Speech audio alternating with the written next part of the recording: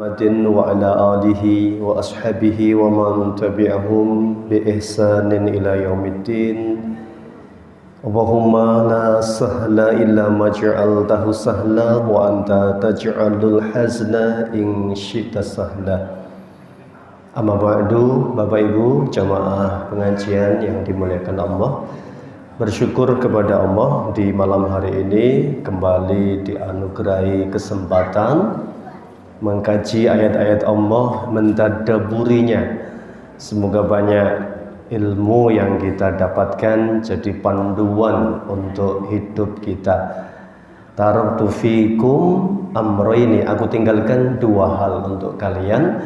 Ma in tamassaktum bihima, kalau duanya ini dipegang, dipelajari, diamalkan, lan tadillu, tidak bakal sesat. Ya, lan itu selamanya tidak bakal sesat.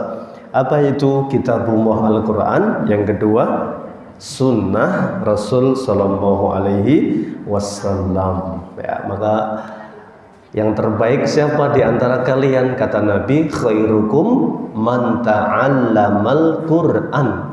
Sebaik-baik kalian adalah yang belajar Al-Quran. Jadi belajar Al-Quran itu ada 5 tahapan. Satu adalah tilawah. Apa tilawah? Membaca. Ya.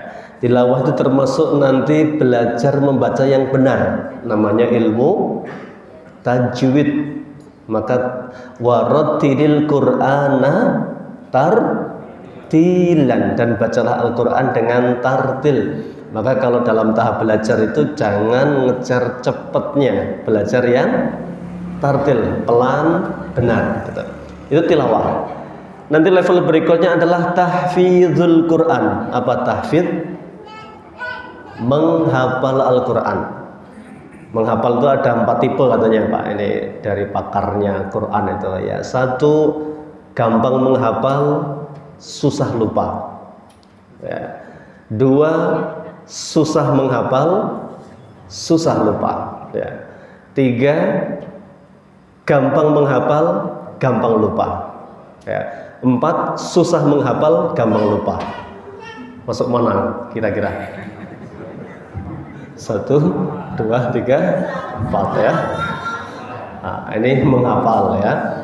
Jadi kalau gampang menghafal, susah lupa itu kita banget ya Pak. Itu tahfidz. Makanya betul usia emas itu usia anak-anak Pak. Lah ini kena bapak pun kadung, mbak pun kadung, itu anaknya. Kalau sudah kadung berarti siapa?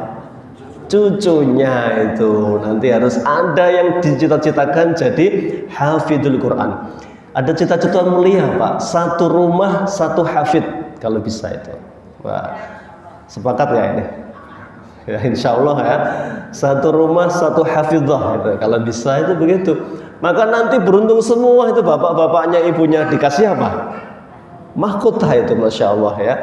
Itu makanya cita-cita Pak ini harus punya. Kalau tidak punya cita-cita nggak akan sampai. Makanya idza shadaqal azmu wadhahas sabilu. Kalau azmnya kuat, cita-citanya kuat, jalannya selalu apa? Ada, terbuka nanti ya. Makanya berdoa kita ini, Rabbana hablana min azwajina wa dzurriyyatina qurrata a'yun. Qurrata a'yun itu yang menyejukkan mata Pak. Di dunia menyejukkan, di akhirat lebih-lebih menyejukkan. Itu tahfidzul Quran yang kedua. Nanti ada juga selain membacanya adalah memahaminya. Memahami apa? Tafsir, menafsirkan Al-Quran. Maka setelah tafsir itu ada tadabbur. Apa tadabbur ini? Merenungi ya, mengaitkan dengan fenomena hari ini seperti apa, kita ambil hikmahnya, namanya tadabbur ya. Makanya tidak bisa tadabbur sebelum membaca tafsirnya harusnya itu. Level yang kelima ini yang paling tinggi apa? Ya, ta'limul Quran, mengajarkan Al-Quran. Jadi mengajar itu idealnya ya sudah membaca dengan baik, menghafalnya, baca tafsirnya, tadabbur, mengajarkan kepada yang lain. Nah, tapi kalau tidak bisa menjadi pengajar, kata Nabi, kun aliman au muta'aliman, jadilah penyampai ilmu atau pengajar, au muta'aliman, kalau tidak jadilah murid yang baik. Jadi kita itu kadang jadi murid, kadang jadi guru, kadang mengajar, kadang belajar, harus gitu Pak itu. Ya. Makanya Rasul itu pekerjaannya banyak, tapi beliau membanggakan salah satu pekerjaannya apa? Innama bu'istu mu'alliman, saya diutus untuk menjadi guru. Wah, ini jadi beliau membanggakan status sebagai seorang guru. Nah, Rasul itu guru umat, artinya mengajar semua usia, semua level, semua keadaan, semua latar belakang. Dan hebatnya Rasul, hasil didikannya itu khairu ummatin, khairu ummah, yang terbaik itu didikan Nabi Sallallahu Alaihi Wasallam. Makanya ada buku Rasul Al-Muallim wa asalibuhu fit ta'lim. Nah, ini para guru harus punya ini. Rasul sang guru dan metode beliau mengajar. Nah, itu karangan Syekh Abdul Fattah Abu Ghuddah. Ini seorang doktor di Saudi ya, sudah meninggal beliau ini. Baik ini Pak, jadi kenapa sih mempelajari, mentadaburi Al-Quran? Ya ini kita ingin menjadi yang terbaik dari umat Rasul Sallallahu Alaihi Wasallam. Itu sebagai pengantar, malam ini masuk surat Al-Lahab atau Al-Masad namanya ya. Dari namanya sudah bisa ditebak. Ini lakonnya siapa? Abu Lahab ya. Siapa Abu Lahab? Ya, nanti kita bacakan sirahnya.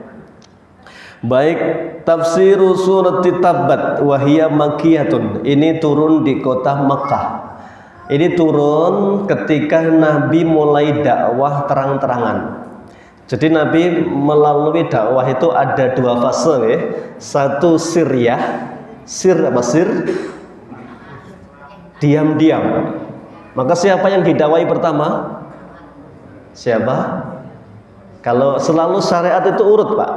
Nanti baca surat-surat terkait dengan beban syariat urut. Misalnya yang masyhur, ya ayyuhalladzina amanu qu anfusakum wa ahlikum nar, jaga dirimu dan keluarga. Lah dakwah itu begitu.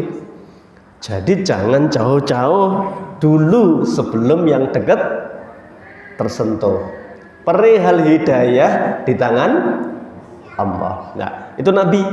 Ya, sama. Ya ayyuhan nabi, ketika turun syariat jilbab. Ya ayyuhan nabi, kulli azwajika, sampaikan kepada istri-istrimu. Wa banatika, anak-anak gadismu. Karena Nabi putrinya berapa? 4 ya. 3. Zainab, Ruqayyah, Ummu Kulsum, Fatimah, 4 ya, putri Nabi ya. Sampaikan kepada istrimu, anak-anak perempuanmu, baru wanisa'il mu'minin, dan sampaikan kepada semua wanita yang beriman. Itu dakwah itu begitu, seakan-akan yang paling kecil dulu siapa? Pasangan, baru turun siapa? Anak-anak. Nanti baru naik orang tua, mertua, siapapun. Melebar yang di rumah kita siapa? Kakak, adik, melebar lagi kerabat. Itu dakwah yang diajarkan Allah kepada Rasulnya Muhammad SAW. Nah, singkat cerita Nabi sudah mengumpulkan keluarga besarnya. Ya, jadi ada momentum kalau di orang Indonesia itu biasanya naik pas Lebaran itu Pak. Bani apa gitu ya, halal bihalal ya. Nah, itu pas momen silaturahim, kalau ada yang diberi kesempatan wajib diambil itu ya. Yang paling mendasar itu mengingatkan apa? Sholat. Wah, itu nomor 1 Pak. Insya Allah kalau sholatnya beres, orang itu urusan lain akan beres itu ya. Ini sholat ini mendasar memang, nggak pernah keliru, karena Nabi yang bersabda ya, awwalu ma yuhasabu bil abdu min amalihi yaumal qiyamati as-shalah. Yang pertama dihisab Allah dari semua amal hambanya adalah salatnya. Kalau baik, insya Allah yang lain baik nanti ya. Begitu Nabi berdakwah ini, saya baca ya, baca ayatnya dulu. Bismillahirrahmanirrahim, semuanya hafal insya Allah. Tabbat yada abi lahabi wa tab. Apa tabbat Pak artinya? Binasalah, binasa. Ya, yada. Kalau satu yadun, yada, kedua tangan Abu Lahab, wa tab, dan binasalah. Kenapa kok tangannya tok gitu? Yang masuk neraka cuma tangannya berarti. Ya, ini sama kalau Nabi bersabda wailun lil aqabi minan nar. Celakalah polok mata kaki yang wudu nggak basah dengan air. Wailun lil aqabi minan nar. Celakalah polok yang tidak basah ketika berwudu. Makanya wudu itu sunnahnya dibasuh bukan diguyur. Diguyur itu cuma kerannya dinyalakan, kakinya di apa ini? Ya selonjor kayak gini Pak di air gitu ya, sehingga kadang tidak basah. Maka sunnahnya dibasah di apa ini? Basuh di usap-usap itu biar basah semua. Karena ada yang ditegur Nabi, irji fasholli fa innaka lam tusolli. Ulangi salatmu. Ternyata itu pas wudhu poloknya tidak basah, itu nggak sah ya. Nah, itu kalau sampai Nabi bersabda wailun lil aqabi minan nar, ya, celakalah polok yang disentuh api neraka. Itu yang disentuh poloknya atau apa semuanya? Nah, gitu kan? Itu mirip gini, binasalah kedua tangan Abu Lahab dan binasa dia. Artinya ini bukan berarti yang masuk neraka cuma tangannya. Ini hanya sebagai sebuah majas perumpamaan. Artinya apa? Yang berpotensi yang dilakukan Abu Lahab yang membuat dia masuk neraka adalah kedua tangannya. Karena apa? Memusuhi Nabi nanti dengan berbagai kejahatannya. Ma agna anhu maluhu wa ma kasab. Ma ini manafi. Ma agna, ya, tidak akan bermanfaat untuknya, anhu darinya, maluhu harta yang dikumpulkannya, wa makasab dan yang diupayakannya. Kasab itu nanti oleh Ibnu Katsir dijelaskan adalah dan anaknya. Jadi bagi Abu Lahab, anak dan hartanya tidak akan bisa menyelamatkan dari api neraka. Maka nanti ada yang menyelamatkan orang tuanya dari adab Allah. Salah satunya adalah perantaraan apa? Anak. Iya, ya. Anak, pasangan itu juga nanti akan menjadi penyelamat. Kalau qurrata a'yun, makanya kenapa doanya Robbana hablana min azwajina wa dzurriyyatina. Kenapa kok pasangan dulu sebelum anak? Itu kalau mau dilogikakan, maka hadirnya anak soleh dan solehah itu dari pasangan yang solehah. Makanya ada pepatah apa Pak? Buah tidak jatuh jauh dari pohonnya itu. Ya, buah kalau jatuh tidak jauh dari pohonnya. Artinya ya begitu gambaran umumnya. Kalau mau dibantah ya ada yang jatuh jauh dari pohonnya ya ada gitu. Tapi kan ini namanya perumpamaan, itu berarti apa? Berdasarkan kebanyakan fakta begitu. Kenapa lahir Ismail? Ini kan Nabi Ibrahim yang doa Rabbana hablana min azwajina. Lahirnya Ismail karena ada ibu solehah, namanya siapa? Hajar, ya. Kenapa ada Ishak, ada ibu solehah namanya Sarah, ya. Kenapa nanti ada Fatimah yang solehah putri Nabi? Karena ada ibunda Khadijah. Kenapa ada Kan'an? Karena ada ibu yang durhaka, yaitu istrinya Nabi Lut. Nah, ini selalu begitu siklusnya itu untuk diambil pelajaran, Pak. Meskipun nggak semua. Jadi kalau kita merasa misalnya, Pak, ada yang merasa saya ini orang tua nggak sholat, ya, tapi alhamdulillah saya bisa sholat. Kalau orang berpikir optimis adalah orang tua saja saya nggak sholat, saya bisa sholat, apalagi saya sholat.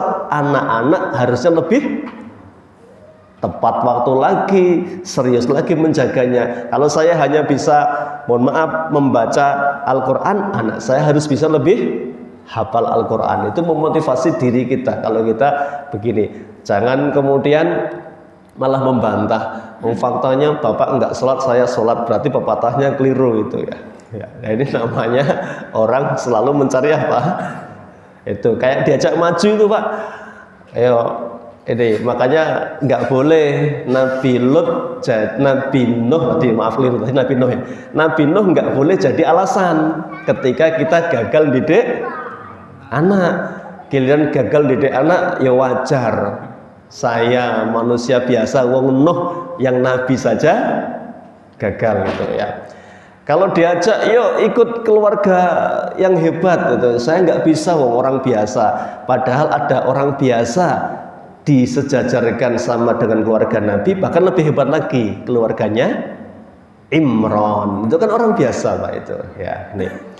Baik, kembali ke tadi ya. Jadi anak-anaknya Abu Lahab nggak sama sekali nggak berguna. Abu Lahab itu nanti besanan sama Rasulullah, Pak.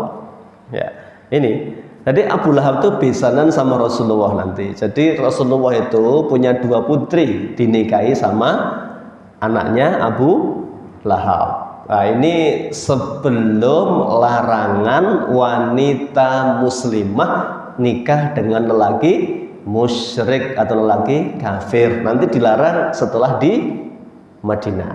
Ya. Tapi nanti Abu Lahab itu nggak mau. Ya, begitu ngerti Muhammad jadi nabi, langsung dia putranya suruh, mohon maaf, megat anaknya Nabi. Maka dua-duanya dikembalikan ke Rasulullah, nangis semua itu. Makanya dihibur sama Khadijah nanti. Ini kisahnya nanti ya. Abu Lahab jadi besannya Rasulullah. Ini nek di wong Jawa nggak umum ya, Pak. Abu Lahab itu kan pamannya Nabi. Masuk jadi besannya Nabi. Ya. Lebih nggak umum lagi nanti gini. Rasulullah itu usianya lebih tua daripada Abu Bakar, tapi Abu Bakar jadi mertuanya Rasulullah. Ini di tempat kita wajar nggak? Ya enggak. Tapi ini kan syariat itu bukan masalah wajar nggak wajar. Ini masalah halal dan haram, boleh dan tidak boleh. Ini kan masalahnya begitu. Umar bin Khattab mertuanya Rasulullah, Utsman bin Affan menantunya Rasulullah. Nah, jadi 4 khalifah itu nek enggak mantu mertua. Ya, gitu. Abu Bakar mertuanya Nabi, Umar mertuanya Nabi, Hafsah, ya. Utsman menantunya Nabi, Ali menantunya Nabi. Sampai Nabi dawuh, andaikan saya punya anak putri lagi, tak nikahkan sama kamu Utsman. Ya. Anak Utsman ini menikah sama Ruqayyah sama Al-Kulsum, nanti meninggal dua-duanya ini ya. Mendahului Rasulullah. Jadi yang meninggal setelah Nabi hanya 1, Fatimah nanti. Ini Abu Lahab ini pernah menjadi besan Nabi, dan dalam kisahnya begitu. Maka semua upayanya nggak ada nilainya. Saya sulanarong zatalahab. Saya sa itu maka sesuatu yang akan belum terjadi. Saya selanaron maka akan dibakar dengan api zatalahab yang menyala-nyala. Nah, ini kenapa dinamakan Abu Lahab? Abu Lahab, nah tadi menyala-nyala karena Abu Lahab itu wajahnya kemerah-merahan. Niku nek teng Arab itu nek orang sangat tampan itu tandanya kemerah-merahan. Maka istri Nabi Aisyah panggilannya apa? Ya, apa ibu-ibu? Humaira. Apa artinya? kemerah-merahan itu saking cantiknya itu. Nah, Abu Lahab itu yang kemerah-merahan namanya bukan Abu Lahab, Pak. Namanya adalah Abdul Uzza. Wah, jadi ini ada patung Manat, Lata, Uzza, dinamakan Abdul Uzza. Itu hambanya patung karena bapaknya musyrik. Tapi karena saking tampannya dijuluki Abu Lahab nanti ya. Di Abu Lahab itu luar biasa. Istrinya juga begitu, julukannya Ummu Jamil. Apa Jamil? Ya, Jamilah apa Jamilah? Ya, dulu ada lagunya ya Pak, Jamilah anak Pak Lurah itu. Ya, jadi Jamilah itu cakep itu ya, cakep. Jadi ini pasangan itu ideal sekali. Suaminya ganteng, tampan, rupawan, bangsawan lagi ini. Istrinya cakep, cantik, namanya Ummu Jamil. Ya, Ummu Jamil itu berarti itu bukan bunga desa, bunga Mekah itu, saking apanya, cakepnya itu ya ini. Tapi cantik, gantengnya, kayanya tidak dipakai untuk kebaikan, malah untuk memusuhi ponakannya yang nanti jadi nabi, yaitu Rasul Muhammad ya. Saya selana rong Dzata Lahab akan dibakar dengan api yang menyala-nyala ya, kemerah-merahan. Wamra'atuhu, dan istrinya Abu Lahab hammalatal hatab, yang membawa apa? Hatab, kayu bakar. Ini maksudnya apa? Nanti dikaji oleh Ibnu Katsir. Fi jidiha hablum mim masad. Fi jidiha ya, jid, al-jid itu mengatakan adalah leher ya. Hablun apa? Kabel ataupun tali. Mim masad, dari masad itu ada yang mengartikan di sini ya serabut. Jadi kayak tambang yang apa ini? Kasar gitu ya. Di lehernya ada tambang yang kasar. Baik, ini secara ayat. Nah, sekarang asbab nuzul. Ini pentingnya belajar Al-Quran itu, kalau ada asbab nuzulnya itu lebih menjelaskan kejadiannya kapan ya gitu. Nah, kenapa adalah kata-kata tabat? Yang pertama, qala Al-Bukhari, ini Imam Bukhari yang menceritakan ya. Beliau dari banyak jalur, kemudian dari Ibnu Abbas, anna Nabiyya sallallahu alaihi wasallam kharaja ilal Dhabha fasu'adal jabal fanada. Satu hari Nabi SAW naik ke bukit ya, ada yang mengatakan bukit ini bukit Dhabha, ada yang mengatakan bukit Sofa, alam. Fasu'ada, kemudian naik ke atasnya, fanada, dan beliau bersuara dengan lantang, ya sobaha ya. Nek bahasa Jawa ini apa Pak? Woro-woro gitu. Jadi dulu kalau penting banget tuh orang teriak-teriak di atas bukit itu Pak, saking pentingnya itu. Maka kumpul semua, fastama'at ilaihi Quraisy, orang-orang Quraisy kumpul semua, sampai yang nggak bisa berangkat ngutus siapa? Ya budaknya atau siapa, ada berita penting apa itu, dengarkan itu. Ya. Faqala, setelah kumpul semua Nabi kemudian berkata, ara'aitum in haddastukum annal aduwa musbihukum aw mumsikum akuntum tusaddiquni. Wahai orang-orang, andaikan di belakang gunung ini saya kabarkan kepada kalian ada musuh yang siap menyerang kalian, apakah kalian percaya? Nabi itu sebelum dibantah omongannya pengen ngecek dulu orang-orang ini masih percaya apa enggak itu Pak. Ternyata semua mengatakan ya qalu na'am, ya kami percaya, belum pernah sekalipun mendapati engkau berdusta. Maka penting Pak, kita ini apa namanya menjaga ya muru'ah ya, reputasi diri kita. Ibaratnya branding diri dengan apa? Dengan hal-hal yang baik. Jangan suka berbohong ya. Satu saat nanti misalnya kita jadi pemimpin ya, kalau bicara itu sudah nggak cacat. Coba sebelum jadi pemimpin suka apa? Bohong misalnya. Jadi pemimpin dikasih janji orang sudah apa? Negatif thinking. Alah, paling ngapusin. Kenapa? Karena sudah brandingnya apa? Suka bohong. Makanya Rasulullah itu julukannya apa? Al-Amin, yang dipercaya. Itu belum jadi nabi, Pak. Jadi nabi itu, makanya nanti ada buku sirah bagus. Judulnya sama, Sirah Nabawiyah, tapi karangan Dr.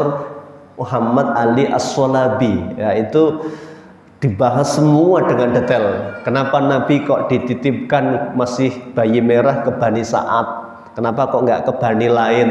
Kenapa Nabi kok gembala kambing? Bahkan nanti Rasulullah bersabda, min nabiyyin illa ra'al ghanam. Setiap nabi pasti pernah jadi penggembala kambing. Jenengan juga ya Rasulullah, gitu, karena para sahabat. Ya, saya juga dulu gembala kambing, diupah beberapa dirham oleh orang-orang Mekah ketika itu. Karena Allah hendak ngajari kepemimpinan kepada siapa? Setiap nabinya. Yang masyhur kan Rasulullah, bahkan ada nabi mukjizatnya tongkat yang biasa buat ngiring wedhus. Nabi siapa? Biasa buat gantol ramban, Pak, itu. Nabi Musa, itu kan, ahusyu biha ala gunami. Jadi buat ngiring. Nah, itu jadi mukjizatnya nanti kan, dilempar jadi ular itu. Nabi Musa jelas nggak sebentar, Pak. Beliau dipek mantu sama Nabi Syu'aib. Syaratnya ngabdi angon wedhus berapa tahun? 8 tahun, Pak. Kamu kalau mau baik sempurnakan jadi 10 tahun. Ngabdi dulu 10 tahun baru dipek mantu. Ceritanya begitu memang nanti di surat Al-Qasas itu ya. Kan Nabi Musa buron ini, dikejar-kejar kan itu ya ini. Lah di bukunya Dr. As-Shalabi itu menarik itu. Kenapa kok peristiwa itu dikupas itu? Ada hikmahnya semua. Jadi kenapa Rasulullah itu kok sejak kecil oleh Allah dijauhkan dari kalimat-kalimat yang tidak pantas? Ya, karena ini mau jadi pembawa kebenaran. Orang harus tahu bahwa pembawa kebenaran nggak pernah apa? Berbohong, Pak. Nanti nggak, ini pembawa kebenaran belum sudah terkenal pembohong, ya nggak ada yang mau apa? Mendengarkan. Makanya nggak ada cacatnya sebagai pribadi Rasulullah itu. Makanya begitu beliau mengatakan, ngetes dulu nih, kalau tak kabarkan di balik bukit ini ada pasukan berkuda siap nyerang kalian, percaya nggak kalian? Semua orang termasuk Abu Lahab mengatakan, "Na'am, kami percaya." Nah, Nabi sudah berarti ayem ini, semua masih percaya dengan omongan saya. Maka Nabi kemudian berkata, "Fa inni nadhirun lakum baina yaday adzabin syadid." Ketahuilah, aku utusan Allah, diutus untuk mengabarkan kepada kalian ada adab pedih yang menanti kalau kalian tidak mengucapkan kalimat la ilaha illallah itu. Begitu intinya ini, Pak, yang dipermasalahkan. Makanya langsung Abu Lahab pertama kali mengatakan, faqala Abu Lahab. Abu Lahab kemudian berkata, alihadza jama'tana, apa untuk mendengarkan omong kosongmu ini kau kumpulkan kami Muhammad? Tabban laka, kurang ajar kamu, celaka kamu, binasa kamu, begitu. Fa'anzalallahu ta'ala, nggak pakai lama Allah utus Jibril menyampaikan surat ini. Tabbat yada, yang celaka bukan engkau Muhammad tapi Abu Lahab. Tabbat yada Abi Lahabi watab, sampai akhir ayat. Ya, ini jelas garansi, Pak, bahwa Abu Lahab sudah sejak awal Nabi tahu nggak bakal masuk Islam. Ya, kalau Abu Jahal masih potensi karena belum ada garansi ayatnya. Makanya Nabi terus berdoa, Allahumma ya Allah a'izil Islam bi ahadil umarain. Ya Allah, muliakan Islam, kuatkan Islam dengan 2 Umar. Satu dengan Umar bin Khattab atau Amr bin Hisham. Ini nama lainnya Abu Jahal. Nah, Abu Lahab sudah digaransi. Artinya nanti Abu Lahab masuk Islam berarti Qur'annya keliru. Nah, karena Qur'annya sudah mengatakan saya selana naron, Abu Lahab mesti masuk neraka. Ini hebatnya Al-Quran.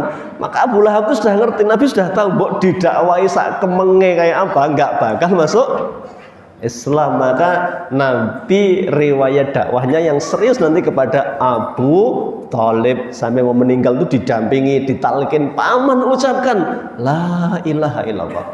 Ya, karena masih ada peluang ini. Karena Abu Lahab kan sudah digaransi sama Allah bakal masuk neraka ini. Makanya sampai akhir ya nggak dapat hidayah Abu Lahab ini. Ya, baik, ini sebagai sebuah keterangan asbab nuzul ya. Jadi turun di Bukit Sofa ketika Nabi berdakwah dengan terang-terangan. Ya.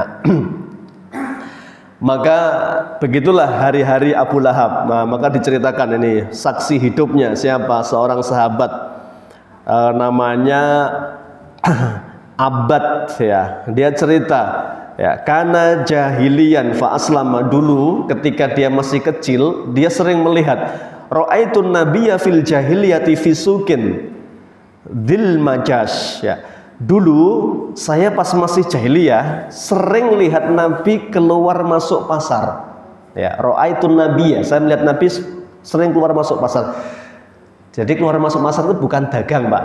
Ya, jadi Rasulullah itu sejak jadi Nabi sudah meninggalkan dagangannya. Ya, nanti dagangannya apa jadinya? Dakwah, sudah dirubah tugasnya ya. Maka nanti beliau ya sudah barangkali naik level ya, ada yang menjalankan dagangannya atau usahanya. Maka Rasulullah itu masuk pasar untuk apa? Nah, beliau paham Pak, ada jadwalnya. Nah, sekarang mungkin naik pasar pon di mana, Paing, apa Jawa itu, Wakeh, Kliwon itu, apal ini jadwalnya. Maka setiap Nabi ke pasar itu beliau selalu mengatakan ayuhannas, wahai manusia, qulu la ilaha illallah tuflihu. Ucapkan satu kalimat saja, la ilaha illallah, kalian akan selamat dunia akhirat. Begitu Nabi baru selesai, tiba-tiba di belakangnya ada sosok ya, faqalu ya. Maka di belakang sudah ada yang ngintil. Ngintil itu apa Pak? Ngikuti. Ya, diceritakan tadi. Siapa pengikutnya? Pengikutnya adalah rojulun ya, ahwal wadi'il wajhi. Ya, seseorang yang wajahnya kemerah-merahan, sangat tampan. Ya, ternyata ini siapa? Abu Lahab. Maka dia setiap Rasul berkata begitu, dia langsung mengatakan jangan percaya omongannya, ini ponaan saya sendiri. Dia menjelek-jelekan, dia menentang apa ini? Tradisi nenek moyangnya. Itu senjata ampuh Pak. Makanya sampai sekarang itu orang wedi apa? Kualat. Nek nggak nguri-uri budaya kan dalilnya itu mesti Pak. Iki wis warisane baik gitu ya, nanti nek ndak diuri-uri kualat gitu ya, itu semandi Pak kualat ini ya, ampuh sekali. Ada yang menarik di sini, kenapa Abu Lahab nggak pakai mengatakan jangan percaya ponaanku, dia sudah gila, dia penyair, kan Nabi disebut majnun. Karena Abu Lahab cerdas, orang gila itu nggak mungkin pakaiannya bagus, sementara ponakannya namanya Muhammad tuh pakaiannya bagus, wajahnya berseri-seri. Nek wong edan apa Pak biasanya? Wong edan yo bebas loh Pak, guyang-guyu ya. Kadang mohon maaf rakatoan ya. Ya itu wong edan ya. Makanya Abu Lahab enggak mengatakan jangan percaya ponakanku yang gila, enggak. Jangan percaya kepada ponakanku ini. Dia menyeleweng dari tradisi nenek moyangnya. Maka zaman dulu itu Pak, orang kalau berani menyelisih nenek moyangnya itu aib sekali zaman dulu. Makanya Abu Thalib itu sudah dibisiki, paman ucapkan la ilaha illallah. Baru mau mengucapkan, Abu Jahal di sampingnya. Abu Thalib, kalau kamu ngikuti agama ponakanmu, meninggalkan agama Abdul Muthalib, apa kata dunia gitu sekarang ya? Apa kata dunia ini? kamu khianat sama Abdul Muthalib itu. Gak jadi Pak. Sampai terakhir mengatakan ini ala millati Abdul Muthalib. Dia karena gengsinya dan takut dicap gak taat sama nenek moyangnya, dia mengatakan saya mati di atas agama Abdul Muthalib. Ketika itu matilah Abu Thalib dalam keadaan kafir gara-gara apa? Gengsinya, takut dianggap tidak manut tradisi nenek moyangnya. Nah, begitu susahnya memang kalau sudah tradisi itu, sudah orang nggak peduli, kadang akal sehatnya sudah nggak main. Yang penting apa? Nguri-nguri budaya meskipun tidak pas dengan aturan agama ya. Baik, ini asbab nuzulnya ya. Maka Abu Lahab begitulah pekerjaannya tiap hari ya. Maka ketika Rasul Shallallahu Alaihi Wasallam membacakan ayat ini, tambah benci lagi Abu Lahab ini ya. Wah, maka dia makin militan ini. Nah, ini istrinya juga makin benci kepada ponakannya. Kenapa?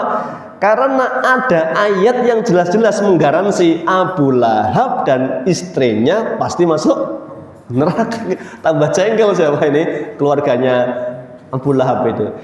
Jadi di Quran itu ada 4 tipe keluarga Pak.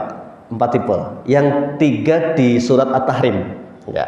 Nanti dimulai dari firman Allah surat At-Tahrim itu Allah berfirman, Daraballahu mathalan lilladzina kafaru imra'ata Nuhin wa imra'ata Lut. Ayat berapa ya?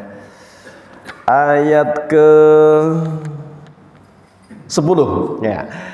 Allah memberi permisalan untuk orang kafir, keluarganya Nuh, keluarganya Lut. Ini bapaknya soleh tapi pasangannya jelek, tidak solehah.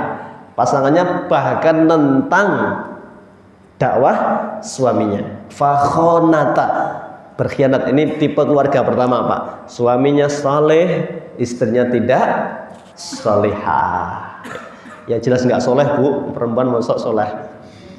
Nggak soleh ya. Jadi jelas ini suaminya soleh, pasangannya tidak solehah. Yang kedua keluarga siapa? Keluarganya Fir'aun. Daraballahu mathalan lilladzina amanu ra'ata Fir'aun. Ini kebalikannya. Kalau tadi bapaknya soleh, ibunya nggak solehah, nanti ada dampaknya. Lahirlah siapa? Kan'an. Ini. Nah, ini bapaknya sibuk sekali. Nabi Nuh sibuk nggak? Sibuk Pak. Beliau curhat sama Allah. Inni da'utu qaumi laila wa nahara. Ya Allah, saya sudah habiskan waktu saya berdakwah pagi, siang, malam dengan berbagai metode. Sibuk luar biasa. Yang di rumah durhaka. Ya, anak-anak ngikut siapa? Yang di rumah ternyata itu kebanyakan ya. Ini makanya ada pelajaran berharga ini. Kalau tidak harmoni itu ada masalah nanti. Yang kedua kebalikannya, suaminya durjana, bahkan berani ngaku jadi Tuhan.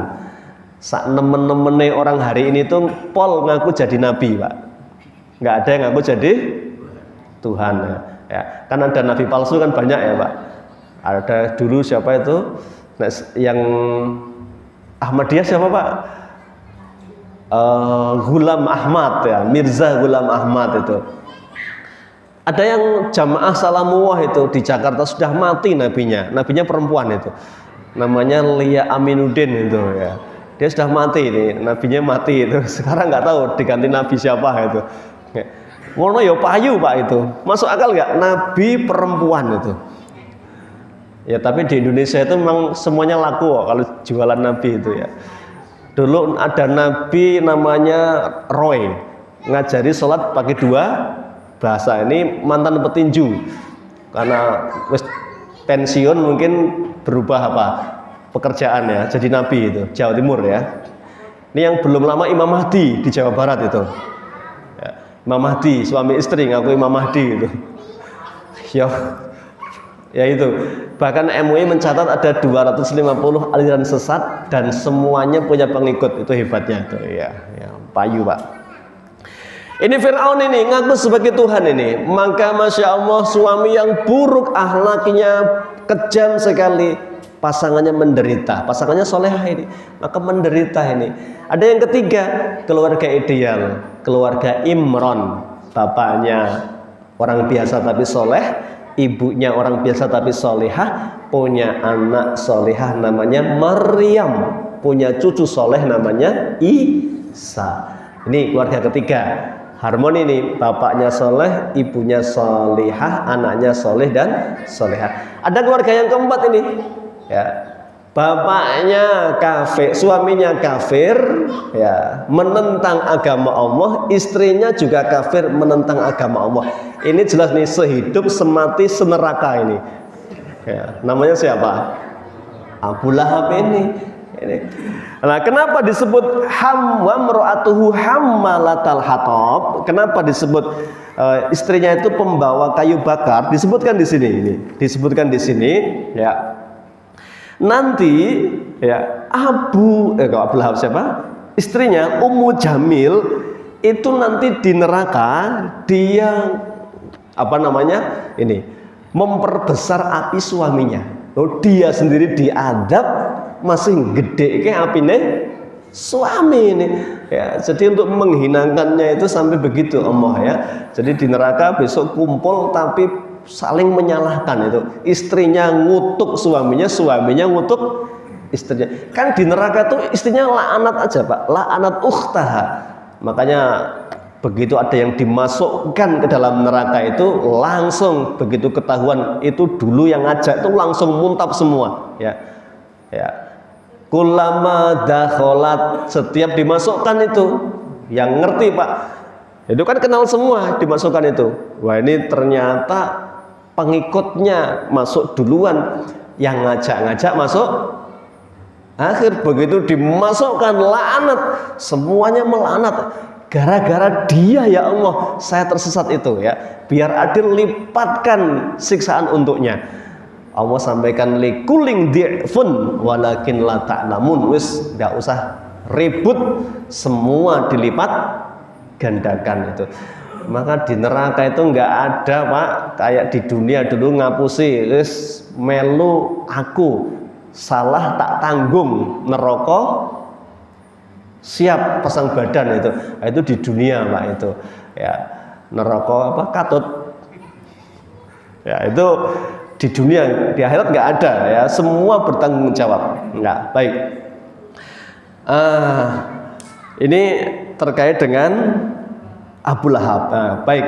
Ada ayat yang kedua ini, ma'agna anhu maluhu wa ma kasab. Semua yang diupayakan tidak ada nilainya. Maka Rasul juga begitu.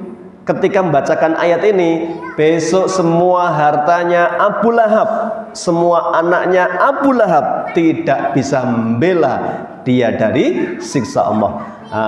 Maka Abu Lahab masih dengan garang mengatakan, qala Abu Lahab, in kana ma yaqulu ibnu akhi haqqan fa inni aftadi nafsi yaumal qiyamah minal adab bimali wa waladi. Besok semua hartaku, semua anak-anakku akan membelaku, akan menebusku dari adab yang pedih. Dikira malaikat itu bisa disogok, Pak, pakai duitnya Abu Lahab itu. Nggak ada. Besok nggak ada. Makanya besok itu kalau ditawari, Pak, ya, yauma yafirul mar'u min akhi wa ummihi wa abi. Di neraka itu semua itu pengen cari selamat. Bahkan kalau perlu mengorbankan siapa? Keluarganya. Anakku, ya Allah, aku aja gitu. Itu penduduk neraka, Pak. Kalau penduduk surga nggak tegel, maka ada anak suruh masuk ke surga. Dulu ada dalam hadis itu mengatakan, belum mau, kenapa? Bapak sama ibu belum masuk itu. Ya, nanti dengan syafaatnya anak itu Allah berikan, ya, kemudahan orang tuanya. Ibaratnya syafaat itu belum jadwalnya, tapi karena permintaan anak yang soleh tadi dibarengkan dengan orang tuanya, Pak, ini. Tapi syafaat itu syaratnya apa? Man dzalladzi yashfa'u indahu illa bi'idnih. Itu khusus hak mutlaknya siapa? Allah yang izinkan. Jadi ojo ngandalke, Pak. Misalnya gini, wis anakku wis sing salat, aku tak ning omah gitu. Pesen mbek anake ya, le sesuk nek kon mlebu swarga aja gelem ya, nek bapak urung digandeng gitu. Wah, iki Pak model apa iki? Ya. Jadi enggak begitu caranya memahami ya. Makanya syafaat itu itu diberikan Allah kepada siapa yang dikehendaki, Pak. Jadi jangan ngandalkan apa? Sesuatu yang belum pasti. Makanya kita ini selamatkan diri kita dengan amal masing-masing ya. Makanya ayat ini dibacakan Abu Lahab menentang, dia enggak hartaku. Makanya di sini ada peristiwa gini. Kenapa disebutnya hammalatul hatab? Saya selesaikan sekalian karena ini enggak panjang. Hammalatul hatab, kenapa disebut oleh Allah ayat terakhir fi jidiha hablum mim masad? Sungguh apa nih? Di lehernya Ummu Jamil atau istrinya Abu Lahab ini akan dikalungkan kelak apa? Api neraka di lehernya. Kenapa begitu? Ada peristiwanya, Pak, di sini. Kata Sa'id bin Musayyib, ini menantunya Abu Hurairah. Kanat laha qiladatan fakhiratan. Faqalat la anfaqtuha fi adawati Muhammadin. Ummu Jamil itu dulu, Pak, militannya luar biasa memusuhi Nabi. Semua hartanya dikerahkan untuk menghalangi dakwah. Maka dia punya kalung mutiara, harganya mahal, istimewa. Itu dia katakan, ya, saya akan jual emas yang mutiara yang paling aku cintai ini fi adawati Muhammad, untuk modal memusuhi dakwah Muhammad. Masya Allah, Pak. Jadi militan betul ini, makanya kafir militan ini ya. Ini siapa ini? Suami istri Abu Lahab dan Ummu Jamil ini. Makanya Allah ganti kalung emasnya di dunia yang dijual, duitnya dipakai musuh dakwah Nabi, diganti fi jidiha hablum mim masad, maka akan diganti dipakaikan apa? Belenggu api di lehernya kelak pada hari kiamat di neraka. Ini balasan setimpal bagi keluarga yang memusuhi dakwah. Baik Bapak Ibu jamaah yang dimuliakan Allah, di sini ada pelajaran tentunya banyak sekali. Tadi salah satunya adalah bahwa kita hidup berkeluarga ini harmoni. Harmoni dalam arti apa? Seirama. Makanya kalau suaminya ngaji, istrinya juga ikut ngaji, dipahamkan. Boleh nggak berangkat, tapi tugas kita apa? Memberitahu. Makanya setiap ada ayat, misal Pak, tadi saya bacakan ayat tentang hijab, jilbab misalnya. Ya ayyuhan nabi kulli azwajika, ya. Yang dengar bapaknya, istrinya karena nggak mendengar, suami wajib menyampaikan. Bu, kewajiban seorang muslimah adalah menutup auratnya dengan jilbab. Nah, itu makanya harmoni, suaminya menuju kesolehan, istrinya menuju kesolehan. Karena kalau tidak nanti ada masalah, baik dalam hal interaksi, yang menderita istri barangkali suaminya nggak soleh. Jadi nah istri, Masya Allah, istri yang bersih itu melihat suami nggak sholat itu rasanya gimana? Sakit ya. Apalagi mohon maaf minum minuman keras, melakukan dosa-dosa yang besar, ini nggak harmoni ya. Lebih buruk lagi keluarganya Abu Lahab. Jadi suami istri sama-sama buruk ini ya, buruk ya dalam hal agama, buruk dalam hal memusuhi agama tadi. Baik, sekian tema surat Al-Lahab. Ini banyak bicara tentang Abu Lahab ya. Ini sebagai sebuah mukjizatnya Al-Quran, dan ternyata betul nanti di akhir diceritakan Abu Lahab matinya ngenes. Jadi Abu Lahab ini matinya ngenes, termasuk anaknya itu nanti Utaibah itu sama, itu sak keluarga kompak Pak, bapak, ibu, anak podo dene. Ngerti jadwalin Nabi dakwah di sana, mau itu langsung apa? Ngeroyok itu ya. Totalitas itu Pak itu. Makanya Utaibah itu didoakan Nabi. ya, didoakan Nabi karena saking parahnya memusuhi Nabi itu. Didoakan, ya Allah, pekerjakanlah Asad. Asad itu singa. Ya, itu dengar sendiri Utaibah itu, ya, bahwa Utaibah itu Nabi mendoakan agar apa? Dimangsa oleh singa. Maka dia satu hari safar. Nah, dia sadar, Pak, kelingan apa namanya? Doanya Nabi tadi itu. Maka dia ngomong sama teman-temannya, saya nggak bisa tidur malam ini. Kenapa? Saya was-was doanya Muhammad itu kutukannya Muhammad itu akan mengenai saya. Apa? Saya dimangsa Asad singa itu. Maka teman-temannya berjaga, Pak. Ya, jaga. Dia tidur di tenda, diceritakan ini. Ya, kira-kira jaga begitu singa, wow gitu, melayu langsung Joko. Melayu, Pak, langsung begitu melayu. Dase anaknya Abu Lahab langsung dikerauk sama Pak Asad nih, sesuai dengan doa Nabi. Maka Abu Lahab juga keweden, Pak. Maka ketika perang Badar dia nggak berangkat, ya, karena dia merasa gue paling mati di medan Badar, maka dia nggak berangkat. Dia dikira nggak berangkat itu nggak akan dapat musibah. Ternyata dia nggak berangkat, kemudian satu hari jatuh, kemudian jatuh jadi luka, lukanya jadi bisul, bisulnya jadi merentek, Pak. Matinya mati busuk, ya, nggak ada yang ngubur sampai 3 hari, ya. Kemudian karena baunya makin busuk, kemudian gali dan itu nggak dimandikan, nggak langsung disurung pakai genter panjang itu, diuruk itu matinya Abu Lahab. Jadi matinya ngenes, ya, itu baru di dunia, di neraka, di akhirat digaransi masuk neraka, ya. Maka doa keluarga soleh tadi, fid dunya hasanah wa fil akhirati hasanah. Makanya nanti ada yang dipanggil udkhulul jannata antum wa azwajukum tukhbarun. Masuklah kalian, itu bapak-bapak, dan ajak gandeng pasangan kalian masuk surga. Maka harapan keluarga muslim itu masuk surga lengkap bersama semua anak cucunya. Syaratnya satu aja, Pak, itu iman. Nanti surat At-Tur ayat 21. Walladzina amanu wattaba'athum dzurriyyatuhum biimanin alhaqna. Orang beriman, imannya diikuti anak cucunya, besok dikumpulkan semua. Kita mungkin nggak ngerti buyut kita siapa, tapi kalau imannya sama, insya Allah kumpul.